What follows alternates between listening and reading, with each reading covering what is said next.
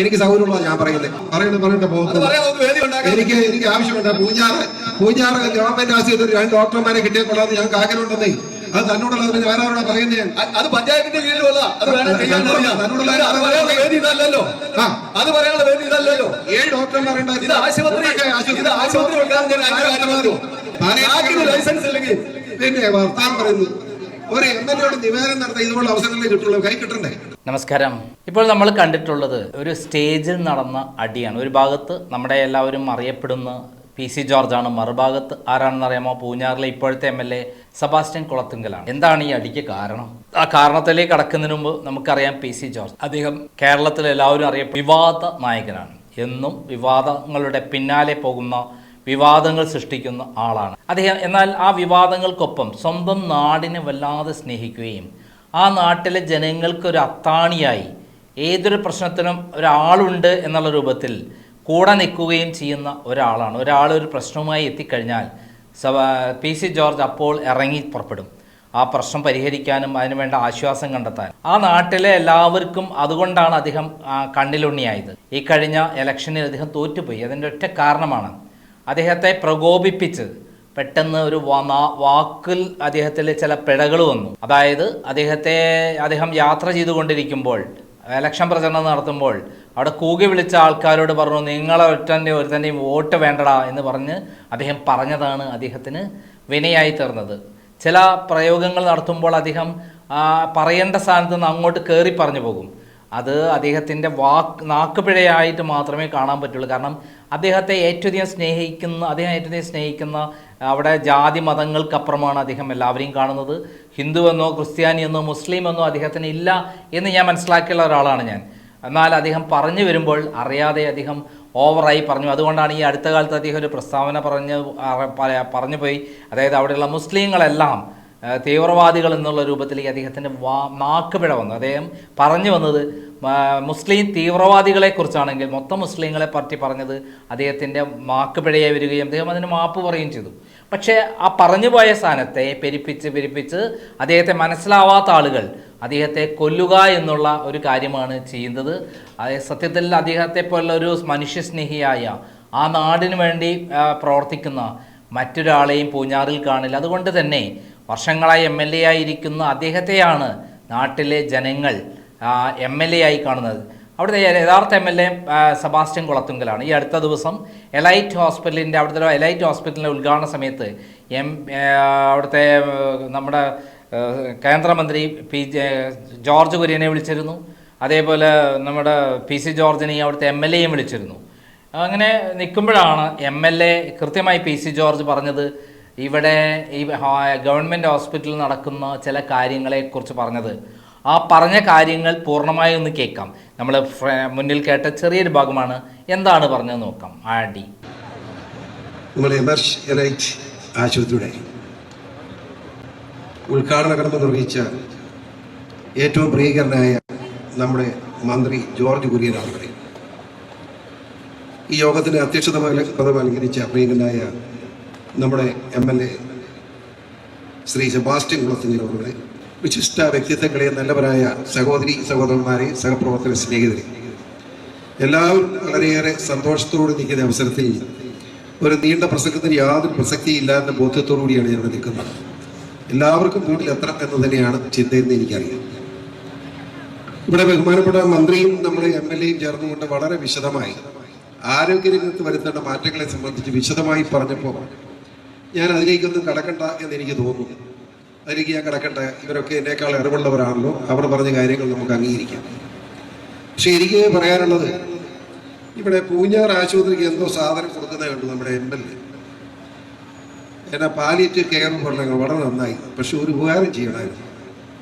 ആ ആശുപത്രി 2 മണി കൂട്ടി കെട്ടുക, ഒരു 2-3 ഡോക്ടർമാരെ വെക്കുന്ന കാര്യം അത് കുളത്തൊക്കെ ചെയ്യേണ്ട കാര്യമാണ്. ഞാനത് പറയുമ്പോൾ തെറ്റിദ്ധരിക്കരുത്, MLA ഇരുത്തിക്കൊണ്ട് അപമാനിക്കുന്നതായിട്ട് തെറ്റിദ്ധരിക്കേണ്ടത്. ഇന്നലെ മനോരമ പത്രത്തിലൊരു പടം ഞാൻ കണ്ടു.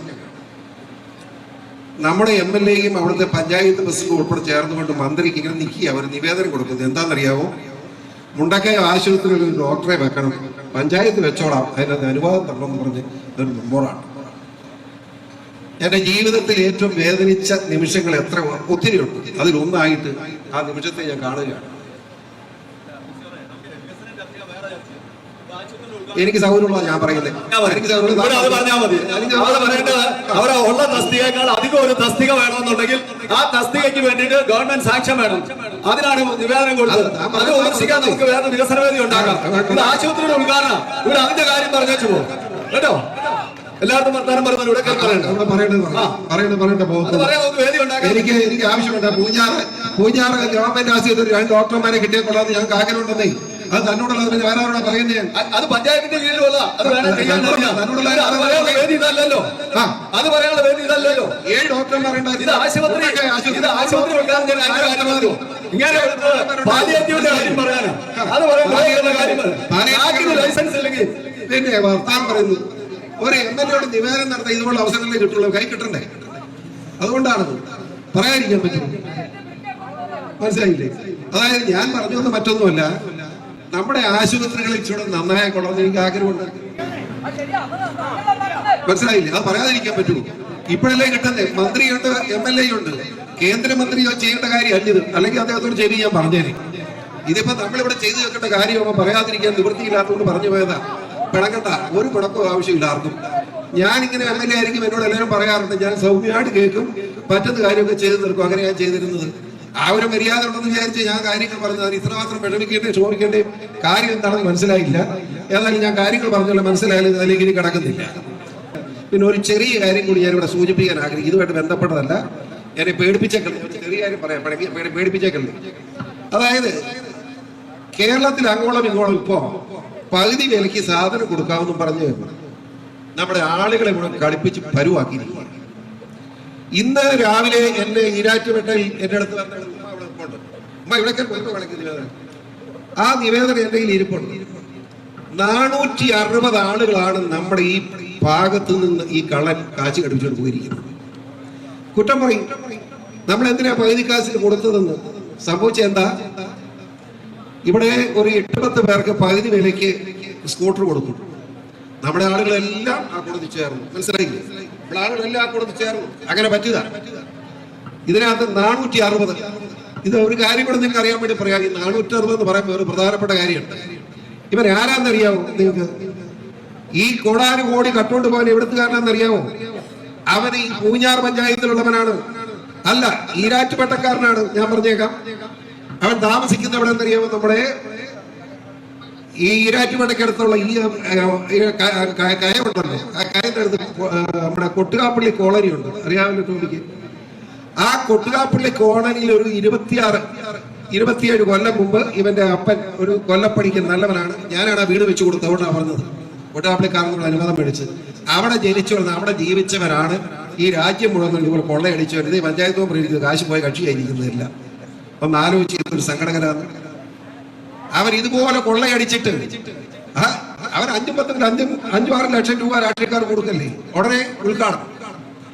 ഇത് ഉദ്ഘാടിച്ചവരെ കുറ്റപ്പെടുത്തിയിട്ട് കാര്യമില്ല. എന്താ ഇവൻ ചെന്ന് പറയുന്നത്? ഇത് കൊണ്ടല്ലേ ഇവര് എന്റെ അടുത്ത് വന്നില്ല. എന്താ കാര്യം? അവൻ വന്നല്ല, അവനെ എനിക്കറിയാം, അവർ കുഴപ്പമാണെന്ന് അവന് മനസ്സിലായി. ഒന്ന് ആലോചിച്ച് എത്ര ക്രൂരമാണ്, എത്ര ഇതായിരിക്കുന്നു. കരഞ്ഞുകൊണ്ട് നിൽക്കുക. എങ്ങനെ ജീവിക്കും? ഉള്ള കാശ് മുഴുവൻ ഇങ്ങനെ പോയി. അതുകൊണ്ട് ആ കാര്യത്തിൽ കേന്ദ്ര ഗവൺമെന്റിന് എന്ത് ചെയ്യാൻ കഴിയുമെന്ന് ബഹുമാനപ്പെട്ട മന്ത്രി ഒന്ന് ശ്രദ്ധിക്കണമെന്നൊരു അപേക്ഷയുണ്ട്. കേന്ദ്ര ഗവൺമെന്റ് ഈ ക്രൈംബ്രാഞ്ച് കൊടുത്തിട്ടുണ്ട് ഇപ്പോ. പക്ഷേ ക്രൈംബ്രാഞ്ച് എത്ര ഒരു 10-30,000 പേരോടെ കളിപ്പിച്ചിട്ടുണ്ട്. ഒരു 30,000 പേരെയെങ്കിലും കളിപ്പിച്ചെടുത്തിട്ടുണ്ട്. അപ്പോൾ അത് എത്ര രൂപയാണെന്ന് പോലും കണക്ക് കിട്ടിയിട്ടില്ല. ഈ 460 പേരുടെ പരാതിയായിട്ട് ഈരാറ്റുപേട്ട പോലീസ് സ്റ്റേഷനിൽ ചെന്നു. പോലീസ് പരാതി മേടിച്ചോടെ വെച്ചത് കേസ് രജിസ്റ്റർ ചെയ്തിട്ടില്ല. കേസ് എത്ര രജിസ്റ്റർ ചെയ്യും? ഒരു FIR എടുത്തിട്ട് ബാക്കി കക്ഷികളെ കൂടി ഇതിന്റെ സാക്ഷികളാക്കിക്കൊണ്ട് കേസ് രജിസ്റ്റർ ചെയ്യാതിരിക്കാൻ നിവൃത്തിയില്ല. ചെയ്യേണ്ടതാണ് പോലീസ്. ആ കാര്യത്തിലും പോലീസിന്റെ ഭാഗത്ത് ശ്രദ്ധ ഉണ്ടാകണം. കേന്ദ്ര ഗവൺമെന്റിന്റെ ഒരു ചെറിയ അംഗീകാരം കൂടി അക്കാര്യത്തിൽ ഉണ്ടാകണം. ബഹുമാനപ്പെട്ട മന്ത്രി, നമുക്കറിയാം. ഞാൻ ഒരു കാര്യം മാത്രം സൂചിപ്പിക്കുന്നു. ഇവിടുന്ന് കേന്ദ്രത്തിലേക്ക് നമുക്ക് 2 മന്ത്രിമാരെയാണ് കിട്ടുന്നത്. ദൈവാനുഗ്രഹങ്ങൾ 2 മന്ത്രിമാർ ഇവിടെ ഉണ്ട്. ഒരു മന്ത്രി ജോർജ് കുര്യൻ നമ്മോടൊപ്പം ഇപ്പൊ ഇവിടെ ഇരിക്കുന്നു. അടുത്ത ആഴ്ച 2 ആഴ്ചത്തേക്ക് അടുത്ത മന്ത്രി ഇവിടെ ഈ പൂഞ്ഞാറ്റിലുണ്ട്. അതേ രസം. ഇവിടെ സിനിമാ നടൻ എന്നതിൽ അദ്ദേഹം ഇവിടെ എത്തുകയാണ്. സിനിമ അഭിനയിക്കാൻ പറ്റുന്നത്. ഇവിടെ ഒരു പ്രധാനപ്പെട്ട പടത്തിൽ അഭിനയിക്കാനാണ് അദ്ദേഹം നമ്മുടെ പാതാപ്പഴയാണ് ഇതിന്റെ ലൊക്കേഷൻ ഒന്ന് പിന്നെ സാബു കൂട്ടുകുളത്തിന്റെ വീടാണ്. നിങ്ങൾ പോയി കണ്ടു, അങ്ങനെ വരും. അവിടെ കൊണ്ടാണ് പറഞ്ഞത്, അടുത്ത ആഴ്ച എത്തുന്നുണ്ട്. അങ്ങനെ മന്ത്രിമാർ രണ്ടുപേരും, ദൈവാലയത്തിലുള്ള കേന്ദ്രമന്ത്രിമാർ രണ്ടുപേരും ഇപ്പോൾ നമ്മുടെ നാട്ടിലേക്ക് വരുന്ന സാഹചര്യം ഉണ്ടായിരിക്കുന്നത് കാണുന്നതിൽ ഉള്ള സന്തോഷം ഞാൻ അറിയിക്കുകയാണ്. ജോർജ് കുര്യൻ എന്ന മന്ത്രിയെ പറ്റി എല്ലാവരും ഞാൻ ഓർക്കണം, കുറ്റം പറയാല്ല, ജനങ്ങളെ കുറ്റം പറയല്ല. ഇദ്ദേഹം തീരെ പാവമാണെന്ന് പറഞ്ഞു. ആ പാവം ഇന്ന് എവിടെ നിൽക്കുന്നു എന്ന് നിങ്ങൾ ചിന്തിച്ചോളൂ. പാവമാണ്, പക്ഷേ കാര്യങ്ങൾ ചെയ്യാൻ ഏറ്റവും ശക്തമായ തീരുമാനമെടുക്കുന്ന തന്റെ ഇടമുള്ളവരാണ് താനെന്ന് മിസ്റ്റർ ജോർജ് കുര്യൻ തെളിയിച്ചു കഴിഞ്ഞിരിക്കുന്നു എന്ന സത്യം നിഷേധിക്കാൻ കഴിയില്ല. മിസ്റ്റർ ജോർജ് കുര്യനെ വളരെ സന്തോഷത്തോടെ അഭിമാനബോധത്തോടു കൂടി ഈ നാട്ടിലെ എളിയ ഒരു പൊതുപ്രവർത്തകൻ എന്ന നിലയിൽ ഈ നാട്ടിലേക്ക് വന്നതിനുള്ള നന്ദി പരസ്യമായി ഞാൻ രേഖപ്പെടുത്തുകയാണ്. തീർച്ചയായും അങ്ങേപ്പോലുള്ള ആളുകൾ, പൊതുപ്രവർത്തകർ നല്ല നിലയിൽ മുമ്പോട്ട് വരുന്നത് ഒരു മാതൃകയായി ഇവിടുത്തെ രാഷ്ട്രീയ രംഗത്തുള്ള പൊതുപ്രവർത്തകർ കണ്ടു പഠിക്കണം എന്നുകൂടി സൂചിപ്പിക്കാൻ ഞാൻ വളരെ ആത്മാർത്ഥമായി ഞാൻ അഭിനന്ദിക്കുകയാണ്. അദ്ദേഹത്തിന്റെ പ്രവർത്തനങ്ങൾക്ക് എല്ലാവിധ വിജയങ്ങളും നേരുന്നു. മറ്റു വിശദാംശങ്ങളൊന്നും ഞാൻ കടക്കുന്നില്ല. ഇനിയും കൂടുതൽ കാര്യങ്ങൾ നാടിൽ ചെയ്യാനുള്ള അവസരം നമുക്ക് കൂട്ടായി ഉണ്ടാക്കാം എന്ന് മാത്രം പറയുന്നു. നിങ്ങളുടെ അനുവാദത്തോടുകൂടി എളിയ വാക്കുകൾ ഞാൻ ഉപസംഹരിക്കുകയാണ്. എന്നോട് പറഞ്ഞിരിക്കുന്നത് എന്താണ് പറഞ്ഞിരിക്കുന്നത്? പെരികുളം നാട്ടുകൂട്ടം ചാരിറ്റബിൾ സൊസൈറ്റി. ഞാൻ ഇതിനെപ്പറ്റി പറയാൻ എന്താണെന്ന് വെച്ചാൽ, നാട്ടുകൂട്ടമായിട്ട് നല്ല ബന്ധമുള്ള ആളാണ്. അതുപോലെ തന്നെ നമ്മുടെ ഈ പ്രവർത്തനങ്ങൾ, നമ്മുടെ തണൽ ചാരിറ്റബിൾ സൊസൈറ്റി, അതുപോലെ പൂഞ്ഞാർ ക്ലബിന്റെ ഡയാലിസിസ്, ഇതൊക്കെ എല്ലാവരും പറയട്ടെ. ഞാനിവിടെ പറഞ്ഞു, ഇനി സമയങ്ങളും ശരിയില്ലാത്തതിലേക്ക് കിടക്കുന്നില്ല. ഏതായാലും പെരികുളം നാട്ടുകൂട്ടം ചാരിറ്റബിൾ സൊസൈറ്റി പാലിയേറ്റീവ് കെയർ ഉപകരണങ്ങൾ കൈമാറണം എന്നാണ് പറയുന്നത്. ആ കുറേ എടുത്തുകൊണ്ടോ വല്ലതും കൊടുക്കട്ടെ. നിങ്ങളുടെ എല്ലാ അനുവാദത്തോടു കൂടി അവർക്ക് ഈ ഉപകരണങ്ങൾ ഞാൻ കൈമാറുകയാണ്. നന്ദി, നമസ്കാരം. കേട്ടല്ലോ, അതായത് ഒരു അദ്ദേഹം പറഞ്ഞതിനർത്ഥം MLA കാണാനില്ല, ജനങ്ങൾക്ക് വേണ്ട കാര്യങ്ങൾ ചെയ്യാൻ ആളില്ല, അവിടുത്തെ ഗവൺമെൻറ് ഹോസ്പിറ്റലുകളിൽ ചികിത്സ വേണ്ടത്ര കിട്ടുന്നില്ല, ഡോക്ടർമാരില്ല. അപ്പോൾ ഒരു കാല് പിടിക്കാൻ വേണ്ടി ഒരു MLA കാല് പിടിക്കാൻ മന്ത്രിയുടെ വഴിയിൽ നടക്കുകയാണ്. എന്നാൽ MLA ഇതൊക്കെ പ്രഹസനമാണ് എന്നുള്ള കറക്റ്റായിട്ടുള്ള ഒരു കാര്യമാണ് അദ്ദേഹം പറഞ്ഞത്. ഇതിൻ്റെ പേരിലാണ് സെബാസ്റ്റ്യൻ കുളത്തുങ്കൽ ചാടി എഴുന്നേൽക്കുകയും ആ സ്റ്റേജിൽ വെച്ച് അതേ PC ജോർജിനോട് ഏറ്റുമുട്ടാൻ ശ്രമിക്കുകയും എന്നാൽ തിരിച്ച് കൃത്യമായി പണി കൊടുത്തിട്ടാണ് അത് PC ജോർജ് മടങ്ങിയത്. ഈ MLAക്ക് കൊടുക്കണ്ട, അതായത് ഞാനൊക്കെ ചെയ്യുന്നൊരു കാര്യമാണ്.